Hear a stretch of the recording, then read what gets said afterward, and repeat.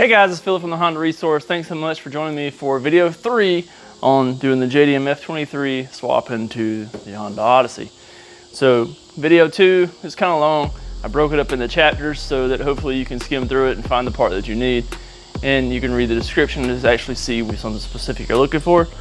So this video shouldn't be near as long. It should be kind of like video 1, a little bit shorter.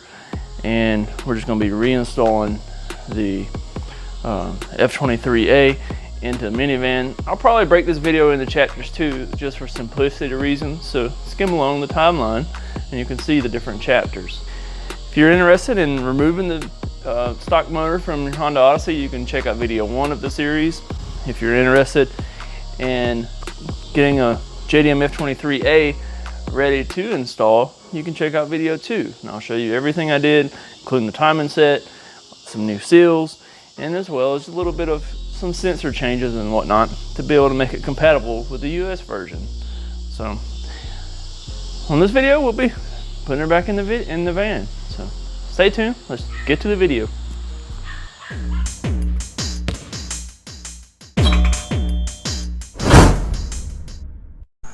All right, so I'm just gonna do the best I can with the GoPro because my other phone, I usually record with a phone and the phone's about dead. So I had to put on the charger and GoPro's charged. So I'm gonna start off with the GoPro. As you can see, I got the motor down here. You probably can't see jack dilly because GoPro sucks in low light. But anyways, got the motor on jack here and got it up under the van. Now I'm gonna let the van down and then I'll jack it up into the engine bay. All right guys, so I got the motor bolted in last night. I had the GoPro, I thought it was on time lapse, but apparently it didn't record, so I don't know. Anyways, lighting's better during the day anyway, so back to my regular camera and just kind of showing you what all I got going on. So we got the motor, like I said, is bolted in. So we got the mount here. It's got to put a new rear mount in because the other one was pretty jank. Like, yeah, this is the old mount. You can see how it's broken off in there. So we got that one replaced, and I got the mount over here. Got all the wiring connected, so all the wiring's connected here, and the wiring harness that goes up and over and connects over here is on. I got all these vacuum lines on, so the booster hose and all these little odd end vacuum lines up here, all those connected. Got the fuel lines on, so the pressure and the return. And got the AC compressor bolted up. And that's about as far as I got last night. So I think what we're gonna do now is just continue on assembling and getting everything in. I've still got to put the rest of the accessories on, new belts, got new radiator hoses, put all the subframes, axles, all that good stuff in. So carrying on.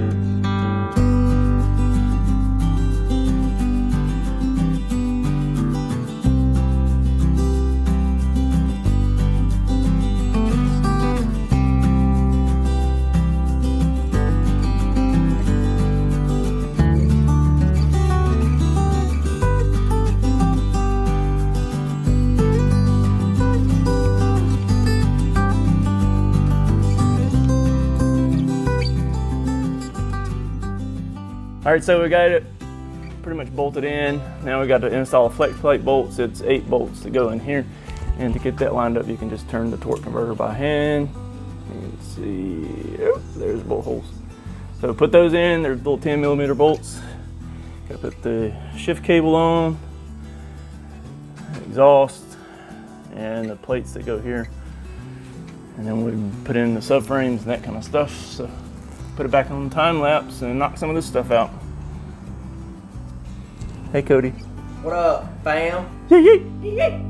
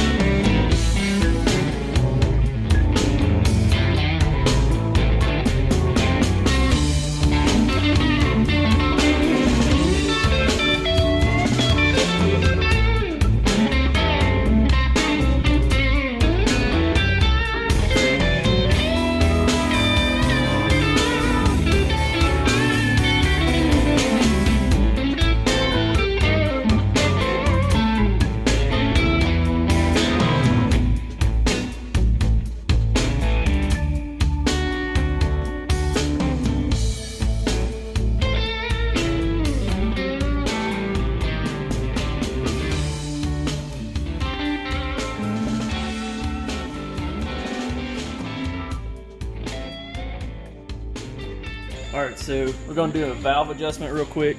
So on the valve adjustment, on the intake side, which is this side back here, so on the intake it's a 0.26. So if you're using standard sizes, it'd be a 0.010, which you can see is a 0.25, and that's as close as you can get to 0.26 on metric. And then if you're for the exhaust side, it's a 0.012, which is 0.30 metric for the exhaust. Alright, to make sure there's a top dead center, we can line up the little pointer here with the groove on the pulley down here. You can see it's right there at it. And then also on the back of the cam gear has the up arrow. And just make sure that it's actually up.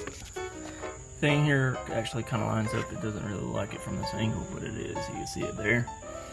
And then additionally, you can see the little marks on the back of the cam gear. So like right down, right there. And the one over here is right there. You just line those up with the top of the head, or the surface of the head here. And then you notice the top dead center. Alright, so with the motor top dead center, we'll adjust these two for the exhaust and these two for the intake. This is a little loose. A little loose. So here we got a jam nut tool. It's a 10mm. This one's a power built, and that's the part number if you want to get one. And these here, you can get these from Lowe's. These filler gauges are most part stores.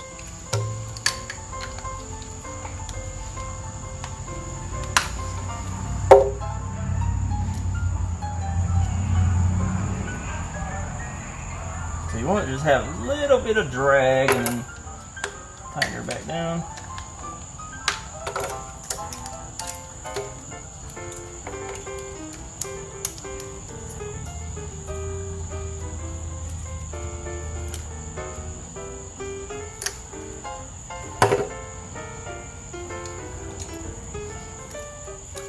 So that's all it is to that. And we'll do the intake a little loose.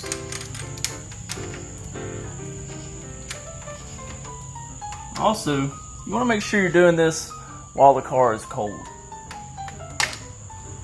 So if you do this with the car hot, it'll be, with it being hot, it expands the metal, and you just won't get a true accurate reading. So you need to do it with the car cold.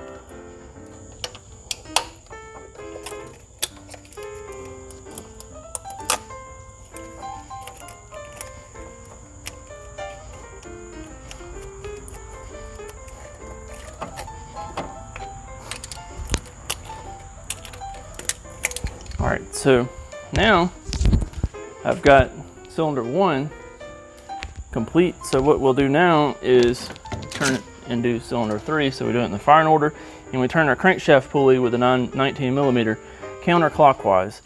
So it goes in the firing order, so it'd be 1, 3, 4, 2. So next we're doing cylinder 3. And a good way to check that is to put a long screwdriver in the spark plug tube hole. So I've got the spark plugs out. All right, so we can put a long Phillips head screwdriver in here, and what it'll do whenever it gets the top dead center on this cylinder, is going to push this up, and whenever it starts to go back down, turn it back the other way just a tad, and just to where it's at the absolute highest point it can be.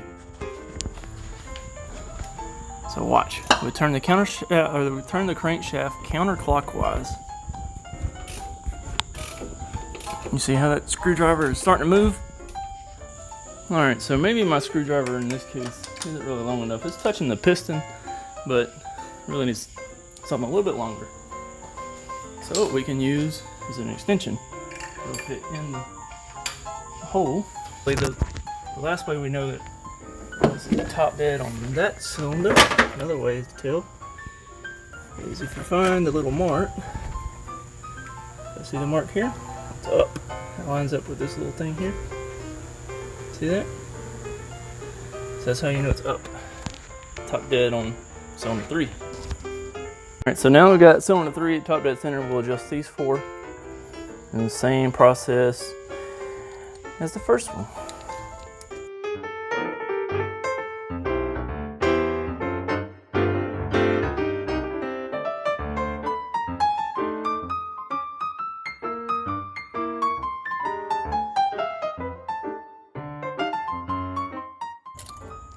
All right, so now cylinder 3 is done, and we'll rotate the crankshaft and do cylinder 4.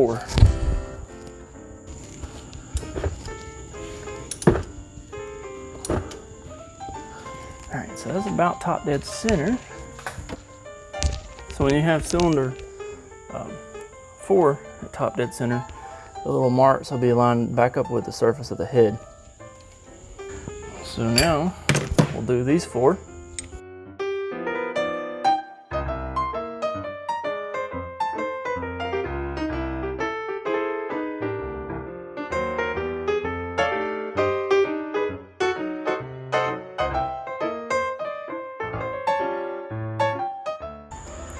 All right, and then finally we'll do cylinder 2.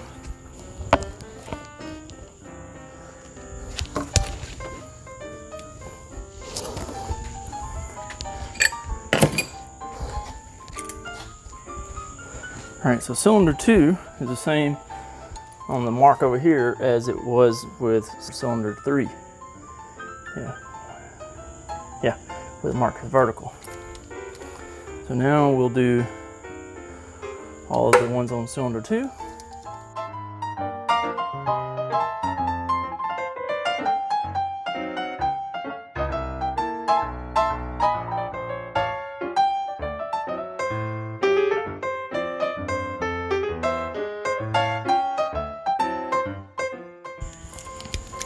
All right, So now all our valves are properly adjusted and we can reinstall the valve cover.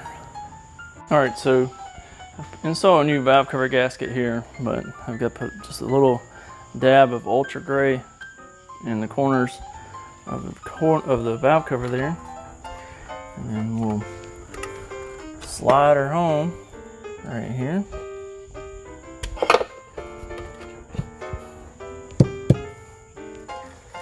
Put this harness back on.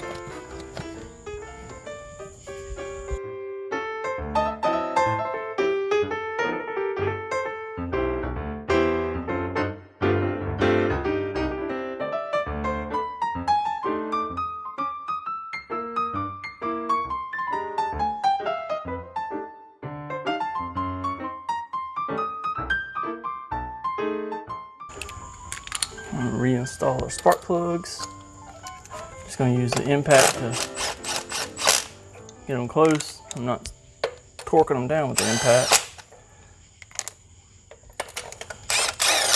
And then I'll tighten them with my ratchet.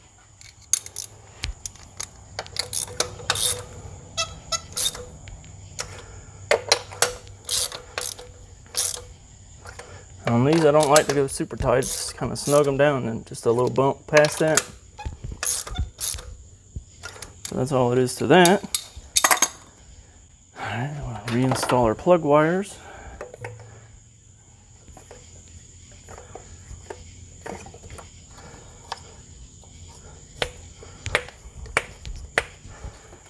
All right. So this is cylinder 1. And so that wire is this one, and this wire, this spot on the cap right back here is number 1. So then, like I said, the firing order. So number 3, we follow that one. It's this wire. It goes here.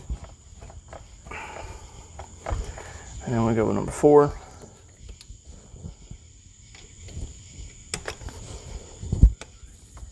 All right, and then the last one is number 2. It's this one, and it goes on the back.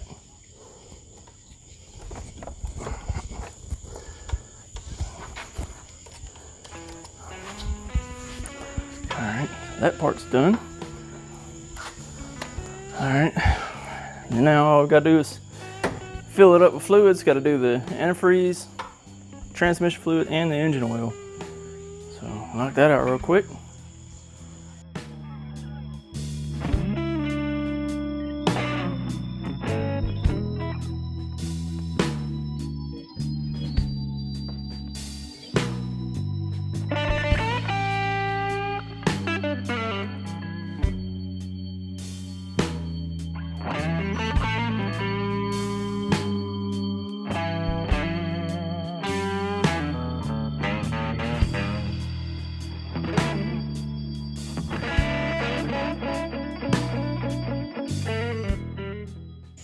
Alright, so we got it full of fluids now.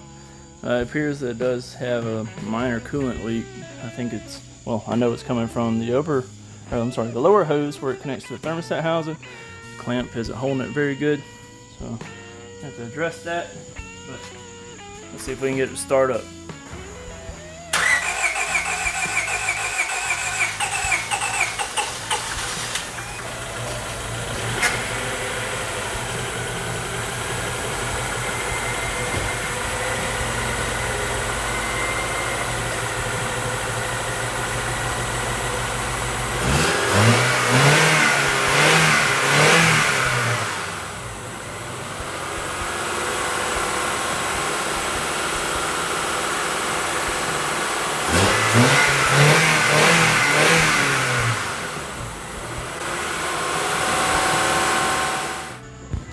Alright guys, we're wrapping up this series. I appreciate you tuning in. Hope you checked out video 1 and 2. Video 1 was removing it, video 2 was preparing it, video 3, which you just saw, was installing it. So now I know that you can do a JDM F23A swap into your Honda Odyssey. Thanks so much for tuning in. I hope you like the video, comment, and subscribe. And as always, I appreciate a share. Those shares are magical. They let everybody else know about it. Alright? Anything you can do to help the channel grow, I appreciate it greatly. Thanks so much for tuning in. Hope to see you on another one.